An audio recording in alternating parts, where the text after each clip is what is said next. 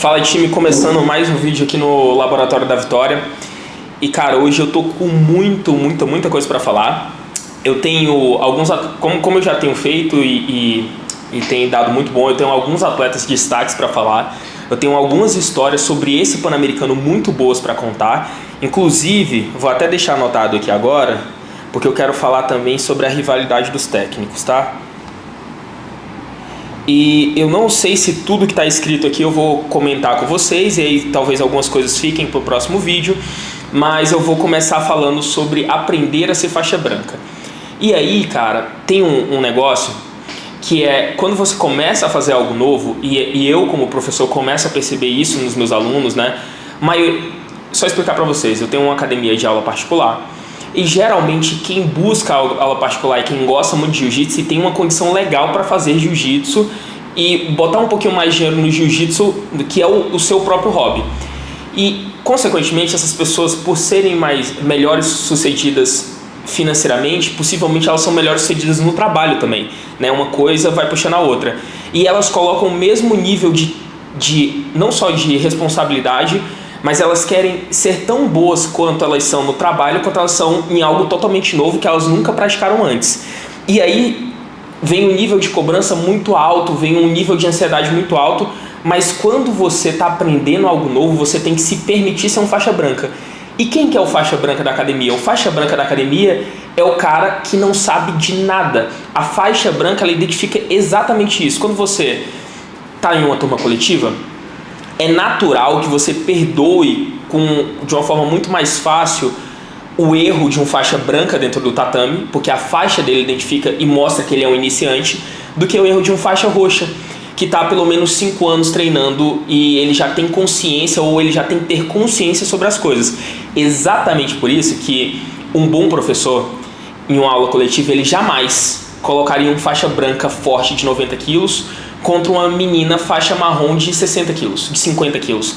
Porque esse cara, por ser faixa branca e não ter as técnicas suficientes, ele vai querer colocar mais força do que precisa e aí ele pode acabar machucando. Obviamente, a faixa dele identifica que ele está abaixo, tanto de hierarquia quanto técnica, de uma menina que é faixa marrom.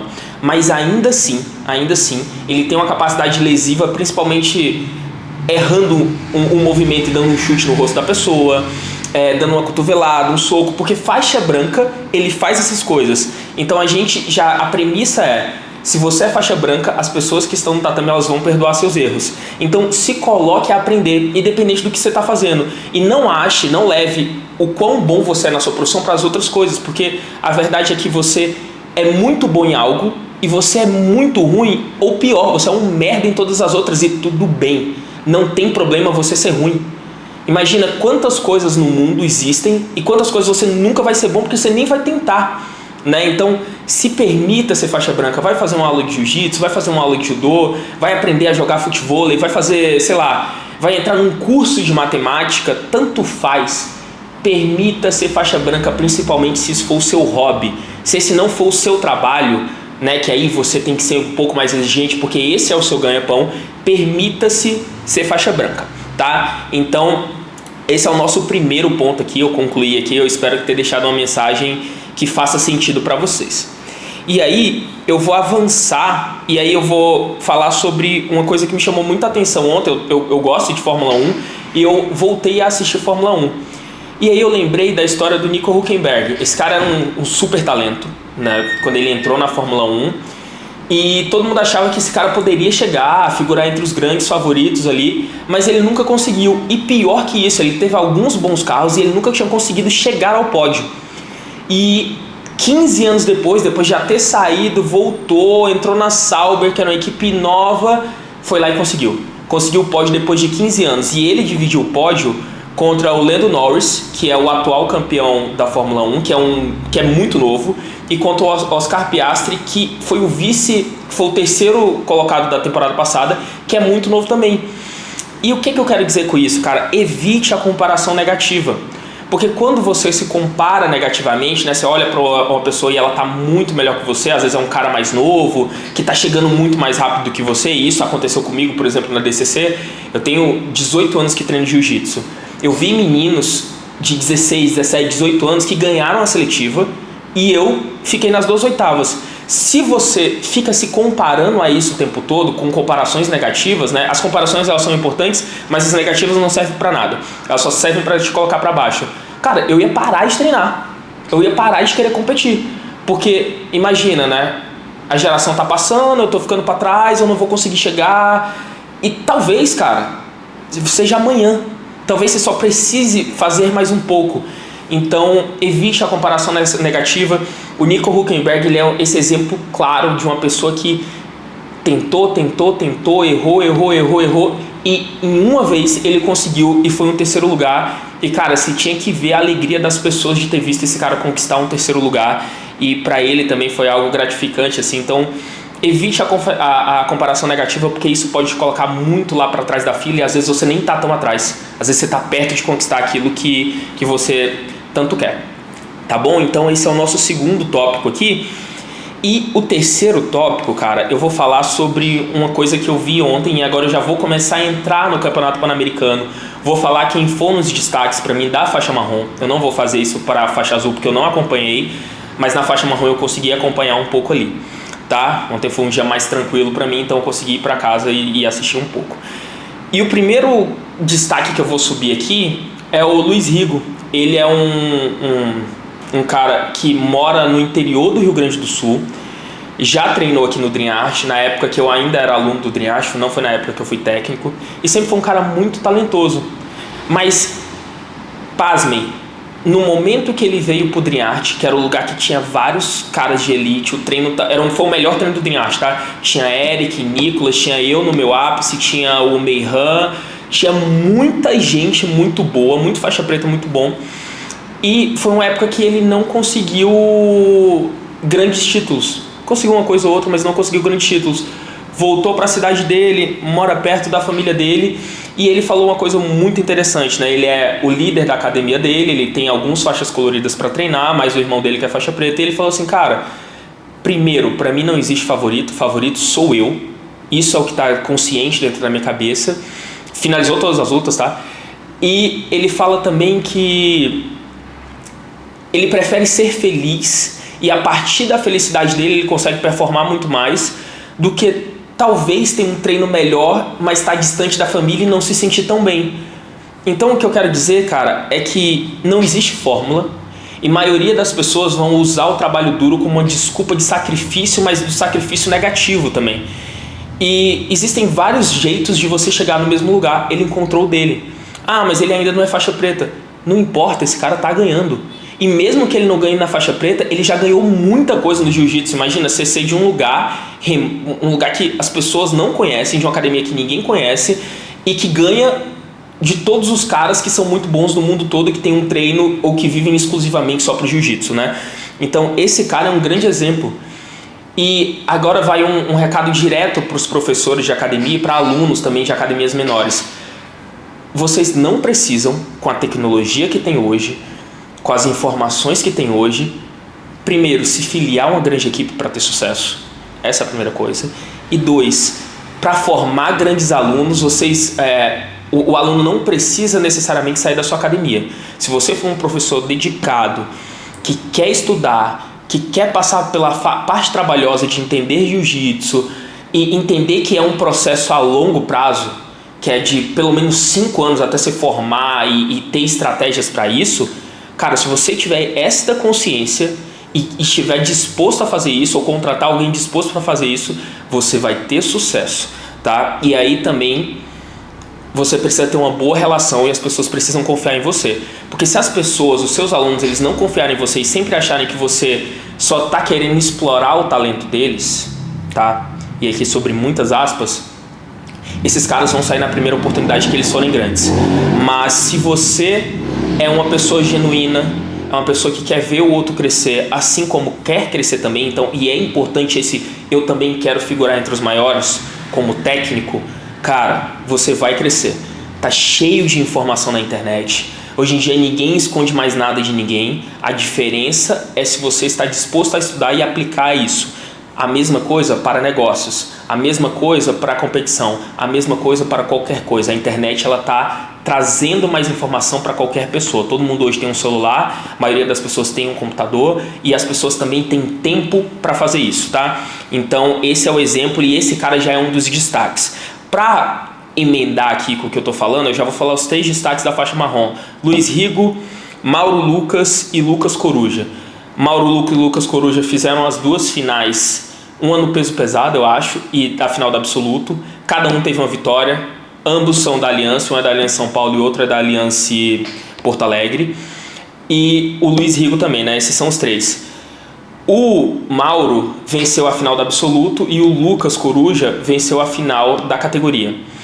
Cara, o Mauro tava parado.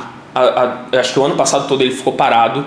Esse ano lutou o Curitiba. E óbvio, cara, a gente tem problemas pessoais ou às vezes decisões que a gente toma que afastam a gente do jiu-jitsu, mas esse cara tem mostrado que tem um talento e que tem boas pessoas ao lado dele, porque ele conseguiu voltar muito bem. Não é fácil, depois de quase um ano parado, você voltar e ter 2 medalhas de Pan-Americano e uma da categoria principal, tá? E pra mim, o maior destaque de todos, Lucas Coruja, cara. Eu já tinha visto ele algumas vezes. Eu não lembro se eu cheguei a treinar com ele na época que eu era da Aliança, mas não era esse campeão todo que é hoje, cara. Foi campeão europeu, eu acho que foi campeão mundial no ano passado, não lembro bem o histórico. Destruiu no Pan-Americano. Muito técnico, raspa muito bem de gancho, passa muito bem guarda, muito raçudo. Acho que na semifinal ele tomou uma pegada de costas que poderia ter sido 4 pontos, conseguiu defender bem, então ele tem todos os skills muito bons. Cara, e que hora que esse menino se transformou desse jeito, cara. Absurdo, pra mim, o grande destaque da faixa marrom foi ele. E já alinhando isso, né, já falando para fechar aqui sobre o Pan-Americano de atletas, que eu quero falar dos técnicos também, eu quero falar de 2 parceiros de treino meu. Um é o Ioanata, que foi vice-campeão no pesadíssimo, e o outro é o Luiz Benigno, que foi 3º lugar, isso na faixa marrom, tá? Foi 3º lugar no super pesado, né? E cara, o que eu quero dizer para eles? Às vezes, né, e geralmente quando a gente é competidor, uma medalha de 2º lugar, uma medalha de 3º lugar não vale nada. Não vale absolutamente nada pra gente. Eu sei porque eu sou competidor, eu já fui mais novo, obviamente, e eu também já fui técnico. Então, às vezes, essas conquistas não são conquistas, são derrotas. Eu só fui derrotado na última luta, mas eu fui derrotado. E eu queria dizer pra eles, cara, que... E foi até uma mensagem que eu mandei pro Ioanta: tem orgulho da sua conquista, cara. Já é uma conquista você ir para o Pan-Americano. Já é uma conquista você chegar na final. Já é uma conquista você bater de frente com os caras que são tão bons quanto você. Assim como o Benigno. Para as pessoas que estão aqui, não deixem com que a cor da medalha defina quem você é. Perder faz parte do processo e a derrota é a premissa dos campeões. Todo mundo que ganha um dia perdeu. Só que qual que é a diferença? O campeão, ele erra, corrige o erro, não erra mais desse jeito, erra de novo, corrige de novo, erra de novo, corrige de novo, até que chega um momento que esse cara não tem mais gap, ou que os gaps são tão pequenos que não tem muito espaço para perder, né? Então, para os meus parceiros de treino, cara, parabéns. Ainda tem os faixas pretas, Igor, Rieder, o alemão foi campeão, o Buff foi perdeu ali na classificatória, mas cara, esses caras se dedicaram.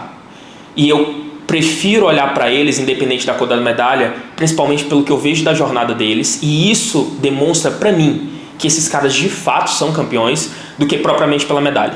A medalha, ela é algo a mais, é um valor, não é um valor a mais, mas é algo que eles conquistam com o valor que eles têm. Mas não é o que define eles e não é o que me define ou que define qualquer pessoa. As pessoas e os atletas, principalmente um atleta jovem, ele não pode querer ser definido pela cor da medalha dele. Porque se ele for campeão, ele é o cara, mas e se ele perder, ele não é nada? Não pode ser definido por isso. Eu prefiro definir a pessoa pela quanto ela consegue se entregar na jornada dela. E eu sei que todos os meus amigos, eles se entregam na jornada de campeão. E eu quero levantar aqui a bola também pro meu professor, que tem feito um baita trabalho, que é o Rafael Paganini. Então, esse é o tópico do Pan-Americano. Fechei esse tópico, abro o próximo tópico, que é o Fight Music Show. Cara, o Fight Music é um tapa na cara dos verdadeiros artistas marciais.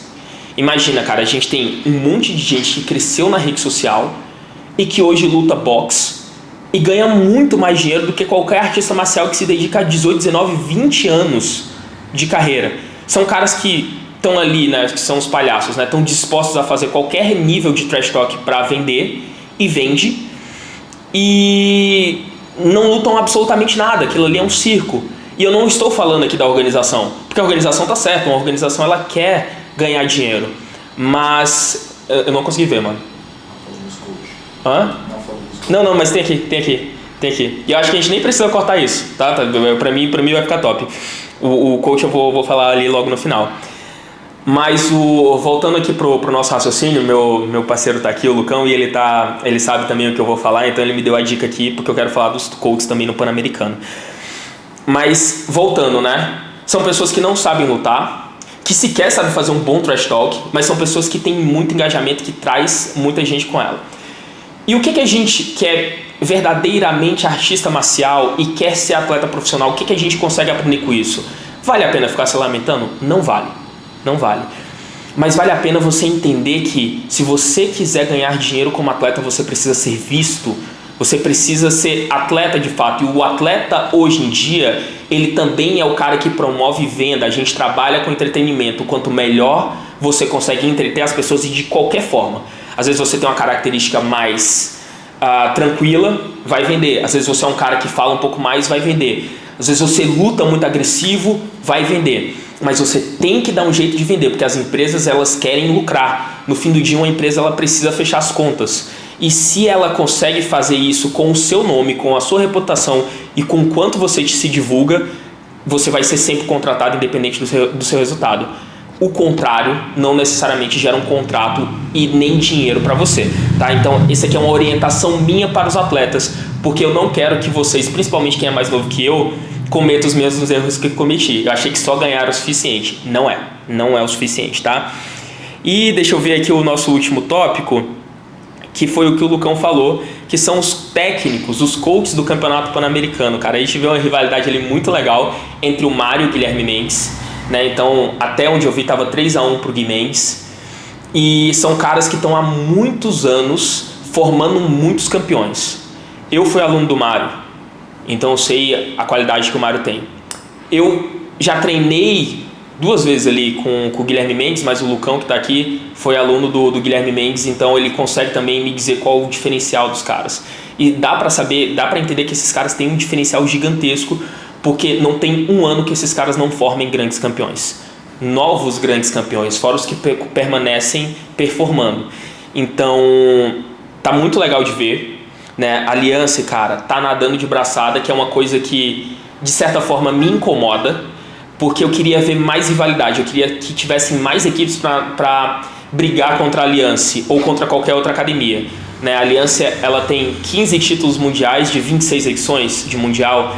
O que dá para entender sobre isso é que, fora ter investimento e ter cultura na competição, a Aliança ela consegue permanecer, e se a gente olhar a história e olhar o que tem agora, essa equipe vai permanecer figurando entre os maiores, né? A Aliança é a maior equipe competidora da história de IBJJF, mas ela continua performando, ela continua fazendo bons técnicos, um bom time, novos atletas, né? Então eu queria ver mais equipes engajadas com isso, porque hoje em dia o campeonato de equipes é muito sem graça. Não tem mais competição. Quando teve Dream Art vs Aliança, era um show à parte, cara. Era muito legal de ver. Foram 3 anos. É difícil lutar contra os caras. Quando a gente viu Atos vs Aliança, era gostoso de ver. E essa rivalidade é boa até para os caras, porque faz com que a concorrência faz com que todo mundo se desenvolva. E aí fica aqui a minha colocação até para a IBJJF. É que eu vou jogar uma ideia que eu tenho, tá? Pô, a gente deveria pegar as 5, 6 melhores equipes classificadas em mundiais e fazer um campeonato de equipes com os 5 melhores atletas, independente da faixa. Pega os 5 melhores. E aí colocar uma premiação que ela esteja acima das premiações tradicionais e faz um The Crowd de equipes. Porque aí você vai estimular as equipes a estar ali, a quererem competir e a ganhar um super título que ele ainda não existe. Mas hoje a gente não tem mais isso. E, cara, fica aqui os meus parabéns para a Aliança, que está há muito tempo reinando e que, pelo que a gente está vendo, vai continuar reinando. Outro técnico que eu quero chamar a atenção aqui, E eu acredito que seja isso, né? O Lang e o Spira, que tem feito um grande trabalho com a base da Aliança São Paulo. Então, cara, parabéns para todo mundo. Hoje em dia eu não sou mais técnico, hoje em dia eu tô cada vez mais distante da competição e eu consigo ter esse olhar e admirar, sem ter rivalidade, admirar o trabalho das pessoas, tá? Então, parabéns para todo mundo. O Pan-Americano tá legal. Fica aqui um pouquinho da minha insatisfação como fã das grandes academias não investirem mais tanto nisso, né? A OJ vai chegar, o time de base vai crescer, ao longo do tempo vai chegar, mas tem outras equipes aí, cara, que daria para chegar mais. Feminino, a Aliança tá chegando ali perto da Atos, a Atos tem o melhor time feminino do mundo, mas estão chegando ali, cara. Então, vamos ver, né? Acho que foram as informações que eu queria passar. Pô, mais uma vez, call to action, curte, compartilha, comenta aqui, eu vou, assim como o Ali, eu vou começar a ler os comentários para engajar mais as pessoas aqui nos vídeos e, porra, isso me incentiva também a continuar, né? Então eu tô começando algo 100% novo. Último vídeo eu tive 44 views, para mim é gigantesco. Vocês ouvirem 12 minutos de conversa aqui, 44 pessoas, então obrigado demais. Mas se você gosta do meu trabalho e esse trabalho está iniciando, se você viu o vídeo passado, você sabe a importância de ter pequenas vitórias, me ajuda a ter essas pequenas vitórias e curte, compartilha com seus amigos e se inscreve aqui no canal, porque a gente vai soltar cada vez mais ideia e isso aqui não é um canal só de jiu-jitsu. Fechou? Valeu, rapaziada. Obrigadão.